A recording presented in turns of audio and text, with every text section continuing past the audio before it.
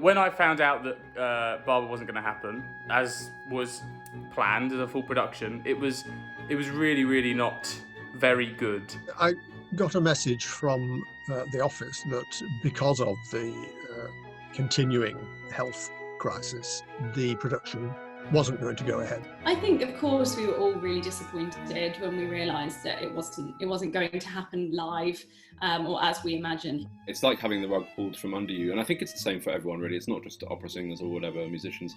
You know, you're having that level of certainty removed so quickly and with, you know, just so ruthlessly. I think it's very hard. Clonter didn't just say, okay, well, we'll leave it until next year, or we'll cut it and do a new opera, or we'll just postpone it, or whatever. They tried to actively and successfully do something when we were supposed to be in Clonter. And I think that's really, really positive. Ma se pagasse la vecchia pretendente, pagarla in qual maniera?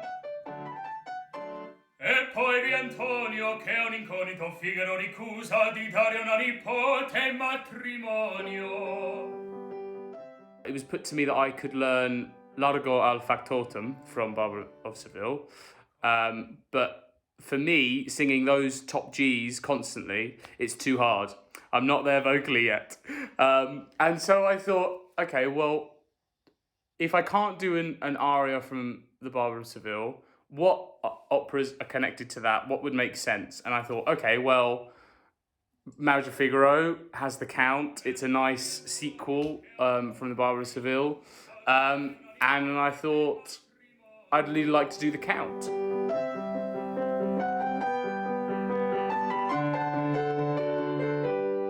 And our main thrust for this whole lockdown is to try and give you as high quality videos as we can. So every morning we did a Zoom, and although my damn technology didn't work, I still felt like something had started.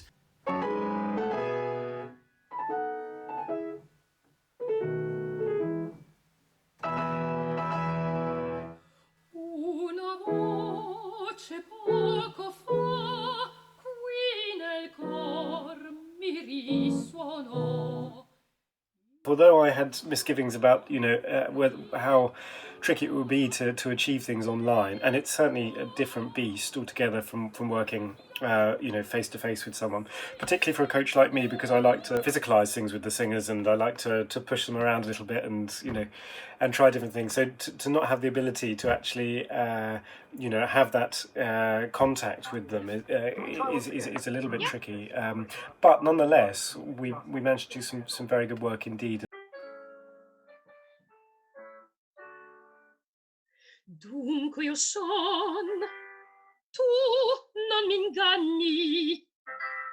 My job really is to find colour and contrast in an aria, particularly these comic arias, which move at a pace, and really the comedy lies in the quick gear changes that a character makes, and the way we see them struggling with status, and having the rug pulled from under their feet, and the rest of it. All of that has to be communicated vocally, not just through the acting, but through vocal colour as well.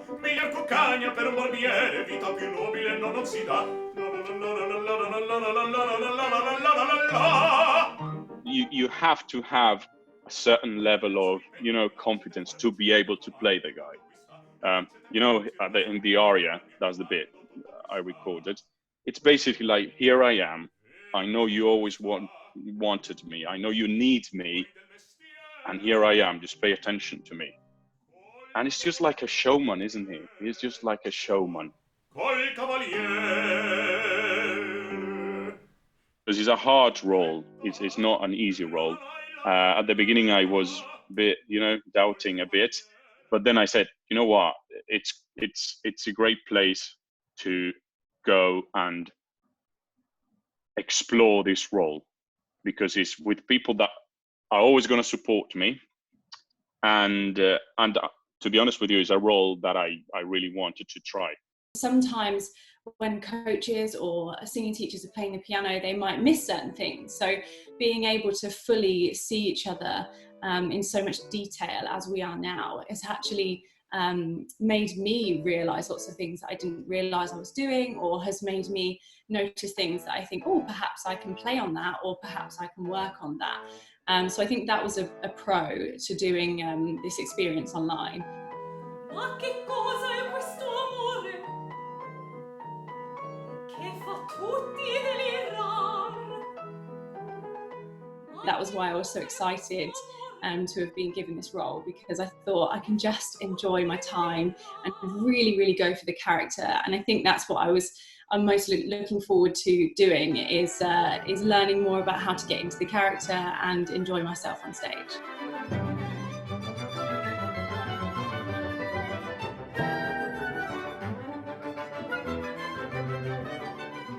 Of course it's different because it's not on stage, and it's not with people, because that is something really I wish I can be really soon with my colleagues in the same room, because it's really different to sing in front of a camera with the earphone in your ears and like trying to follow the piano or the conductor. The amount of times where I would get to a pinnacle moment in the aria, and whether it be the F sharp, or whether it be the coloratura, or whether it be anything, and then if I was working with Paul or Valeria, and they'd just say, "Sorry, the screen froze. Can you just redo that?" And then it's like, but I just did it, and it was fine. Why couldn't you hear it? And it's so kind of like you have to go, yes, that's fine.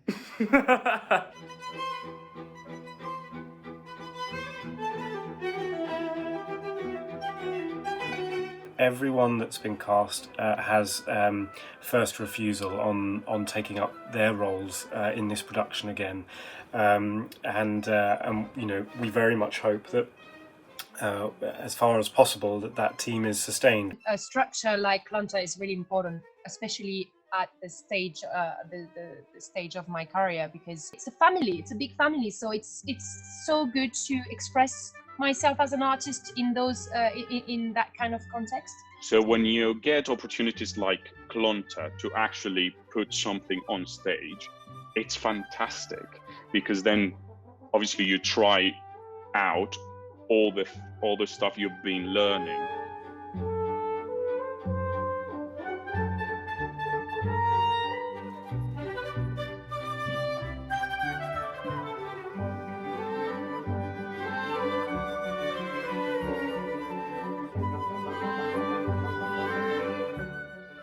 I think for me the reason to do something in Clonter is to reach a community that I haven't been able to reach before.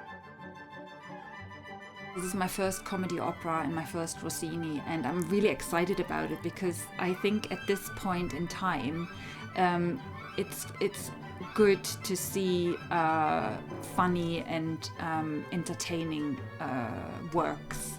Barber of Seville manages to do two things, really. It's a comedy, it's sort of good fun and easy to like. The music is, you know, it's like a chocolate box.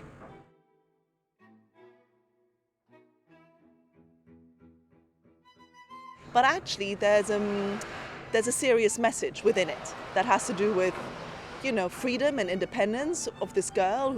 You know, it's almost like an emancipation story, if you want. So there's a modern aspect to this about independence and individuality and striving for that. It's packaged in something that is good fun. It seems to me to be a very strong sense in this cast that they would get on very well indeed, and actually all have something to bring to the table.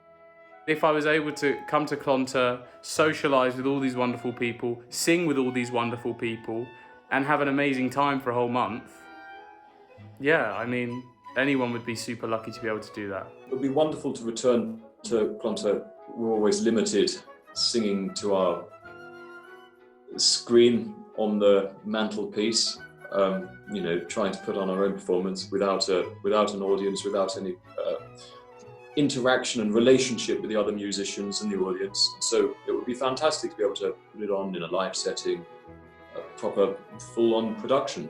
I think it would be fantastic to be able to perform Berta live on stage in the full costume, and I tried my best on this very small screen to get into character as much as possible. Well, it sounds a bit cliche, but I think we owe the people that come to Clonter the audience. I think we owe them this nice production of Barber of Seville.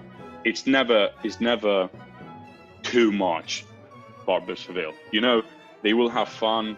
They will absolutely, you know, laugh, love it. And it's such a great cast that I would really enjoy performing with. I think you can't underestimate the amount of anticipation and how much we're looking forward to being in person with everyone.